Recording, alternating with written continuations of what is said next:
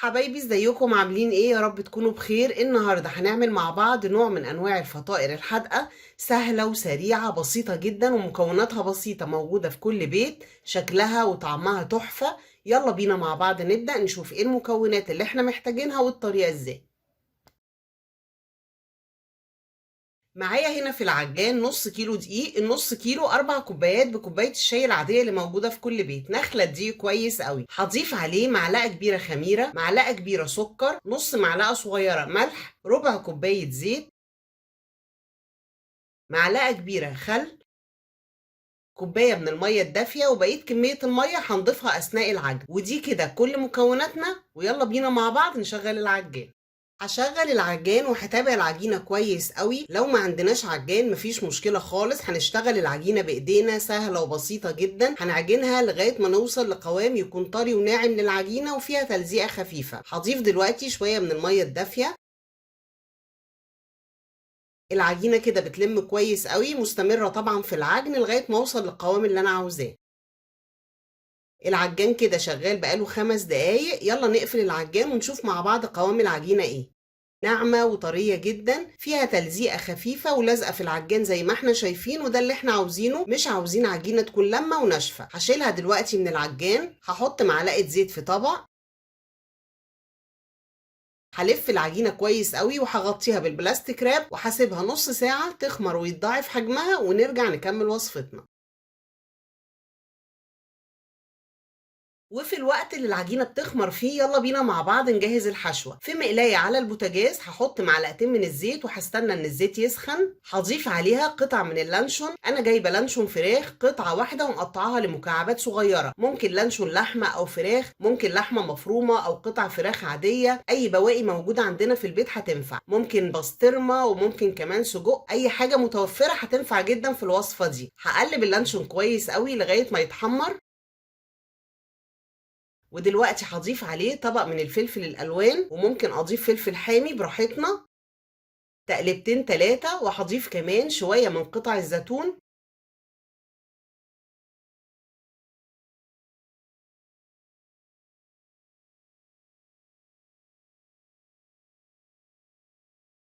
وهبدأ أتبل. نص معلقة من الملح والفلفل، زعتر، توم باودر، بصل باودر، شوية من الكاري، تقلبتين 3. وكده خلاص الحشوة جاهزة معايا. هنقلها في طبق تاني تبرد، ويلا بينا مع بعض نرجع للعجينة ونشوف شكلها ايه دلوقتي.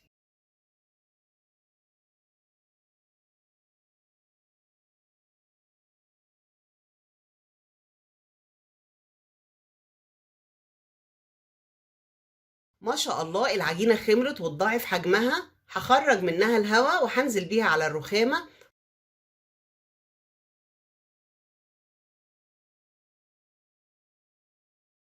هقطعها لقطع صغيرة وهلفها بإيديا زي الكورة بالشكل ده.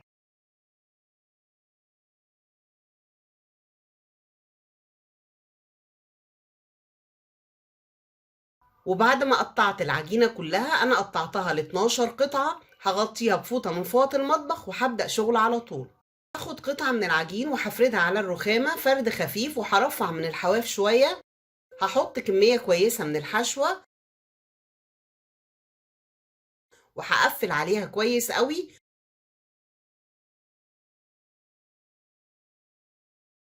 وهضغط على القطعة ضغط خفيف، بتبقى بالشكل ده. ويلا بينا مع بعض نعمل قطعة كمان. هاخد قطعة من العجين هفردها فرد خفيف، ارفع من الحواف، احط كمية كويسة من الحشوة، هقفل عليها وبفردها شوية بايديا، وهكمل الكمية كلها بنفس الطريقة.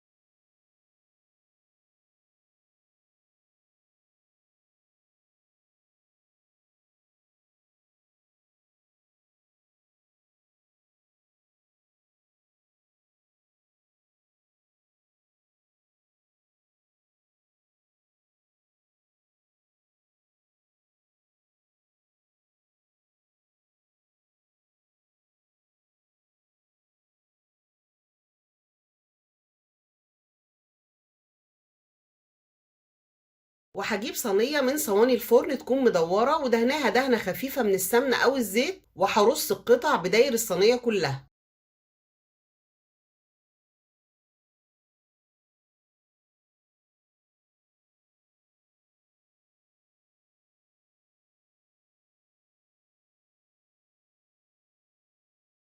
وهغطيها بفوطة من فوط المطبخ وهسيبها تخمر ربع ساعة كمان. وبعد ما الفطيرة خمرت معانا للمرة التانية هلمعها دلوقتي بمعلقتين من اللبن الحليب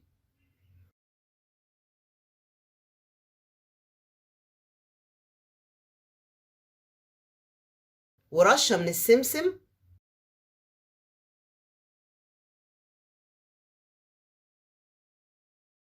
ورشة من حبة البركة. وكده خلاص احنا جاهزين ان احنا ندخل الصينية الفرن. مشغلة الفرن ومسخناه على درجة حرارة 200. هدخلها الفرن لغاية ما تستوي وهفتح لها الشواية اخر دقيقتين لغاية ما تاخد درجة لون حلوة من على الوش. هدخلها الفرن ونرجع نشوف شكلها ايه مع بعض. وده كده شكلها بعد ما خرجت من الفرن. ما شاء الله شكلها تحفة وريحتها حلوة قوي. بقدمها طبعا مع اي صوص حابين ناكلها معاه وبألف هنا وشفا. ده كده الشكل النهائي. ما شاء الله شكلها تحفة وريحتها حلوة قوي، هشة وخفيفة جدا والحشوة طعمها تحفة. أتمنى تجربوها وإن شاء الله تعجبكم حبايبي. وكده خلاص خلصت وصفتي للنهاردة. فطيرة من أجمل الفطاير الحادقة اللي ممكن نعملها في البيت، سهلة وسريعة، شكلها حلو وطعمها تحفة. أتمنى تجربوها وإن شاء الله تعجبكم. ولو الفيديو عجبكم ما تنسونيش باللايك والشير والسبسكرايب علشان القناة تكبر بيكم. وأشوفكم على خير في فيديو جديد.